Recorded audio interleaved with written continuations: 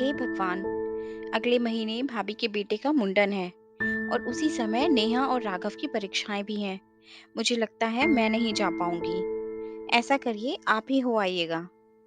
बुझे मन से सलोनी ने अपने पति कुणाल से कहा और अपने रोजमर्रा के काम में व्यस्त हो गई। ठीक है, अब जैसा तुम कहो। बोलते हुए कुणाल ने गहरी सांस ली, जैसे पत्नी का मायके के उत्सव में शामिल ना हो पाने का उसे बहुत दुख हो रहा हो। कुछ दिनों के बाद कुणाल ने अपने दोस्त सहकर्मी रवि को ससुराल जाने के उद्देश्य से ऑनलाइन टिकट बुक करने को कहा। यार कुणाल, तुम ससुराल जा रहे हो और वो भी बिना भाभी जी और बच्चों के? आखिर क्या बात है? यार बच्चों की परीक्षाएं चल रही हैं, तो तुम्हारी भाभी और बच्चे कैसे जा सकते हैं? इसलिए मैं अकेला ही जा रहा हूँ। यार कुणाल, अगर देखा जाए तो बड़ी अजीब किस्मत होती है इन औरतों की। शादी के बाद जहाँ बचपन बीता, जहाँ खेली बड़ी हुई, वहीं जाने के लिए ससुराल से इजाजत लेनी पड़ती है। और तो और जब बच्चे हो जाते हैं तब भी बच्चों के हिसाब से चलती हैं। बच्चे बीमार हैं, भाई की शादी में नहीं जा सकती। बच्चों की परीक्षाएं चल रही हैं, मायके नहीं जा सकती। वहीं हम मर्द, दोस्त की शादी हो या दफ्तर की ओर से किसी हिल स्टेशन पर पार्टी, हमारे लिए कभी कोई बंदिश नहीं रहती। हमारी मर्जी, हम जाएं या ना जाएं। कुणाल दोस्त की बात बड़े गौर से सुन रहा था। उसकी आंखों के आगे वे सारी घटनाएं एकाएक घूम रही थी।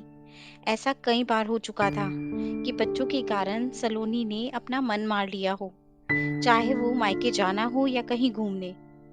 कुणाल ख्यालों में गुम था। इसी दौरान बात करते करते रवि ने ऑनलाइन टिकट की बुकिंग भी करा दी। शाम 7 बजे की ट्रेन थी। कुणाल तैयार होकर 1 घंटे पहले दरवाजे पर खड़ा था।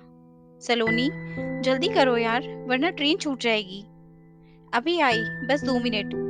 सलोनी आईने में खुद को देखकर साड़ी ठीक करते हुए बोली। थोड़ी देर बाद सलोनी तैयार होकर हाथ में हैंडबैग थामकर घर से बाहर निकल रही थी और साथ ही साथ पति को ढेरों हिदायतें भी दे रही थी।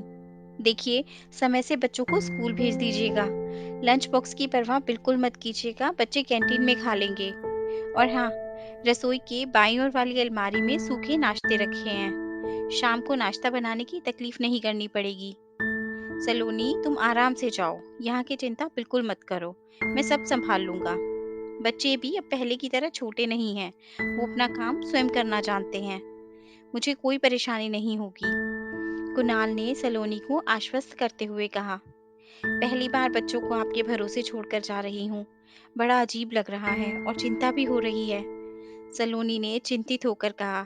तब कुणाल ने कहा, कभी परिवार, कभी बच्चे, न जाने कितने ही कारणों से तुमने अनगिनत बार अपना मन मारा है, पर अब और नहीं। मेरी और बच्चों की चिंता छोड़कर तुम बेफिक्र होकर मायके जाओ और वहां के उत्सव में अपनी उपस्थिति दर्ज कराओ।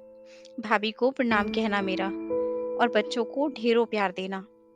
कुणाल कह ही रहा था कि तभी बाहर से टैक्सी के हॉर्न की आवाज सुनाई दी। घर के बाहर दरवाजे पर टैक्सी लगी हुई थी। कुणाल ने सामानों से भरा सूटकेस टैक्सी में रखा और सलोनी के साथ टैक्सी में सवार हो गया। क्योंकि सलोनी पहली बार अकेली ट्रेन से सफर कर रही थी, इसलिए कुणाल उसे स्टेशन छोड़ने जा रहा था। पूरे रास्ते सुरक्षा को लेकर कुणाल ने सलोनी को ढेरों हिदायतें दी। भीतर ही भीतर थोड़ी डरी हुई सलोनी मायके जाने के लिए इस डर का सामना करने के लिए तैयार थी। ट्रेन की सीटें बज चुकी थी। एसी कोच में खिड़की से बाहर ट्रेन के साथ चलते हुए कुणाल को अलविदा कहती हुई सलोनी तब तक हाथ हिलाती रही जब तक कुणाल आंखों से ओझल नहीं हो गए। एक स्त्री माँ, पत्नी होते हुए अक्सर बन जाती है, पर पुरुष एक पति, पिता की भूमिका निभाते हुए भी अपने जीवन को जीना नहीं छोड़ते। औरत भी यही चाहती है, पर कर नहीं पाती। कभी घर परिवार का साथ नहीं मिल पाता, तो कभी स्वयं अपना मन अपने मनोरंजन की इजाजत नहीं देता। दोस्तों, आशा करती हूँ आपको ये कहानी अच्छी लगी होगी और जरूर कुछ नया सीखने को मिला होगा। आपका एक लाइक, शेयर और सब्सक्राइब हमें ऐसी ही और वीडियोस बनाने के लिए मोटिवेट करता है। इसलिए अगर अभी तक आपने हमारा चैनल सब्सक्राइब नहीं किया, तो प्लीज़ आप हमारे चैनल को सब्सक्राइब करें। आपसे कल फिर मुलाकात होगी एक नई कहानी के साथ। धन्यवाद।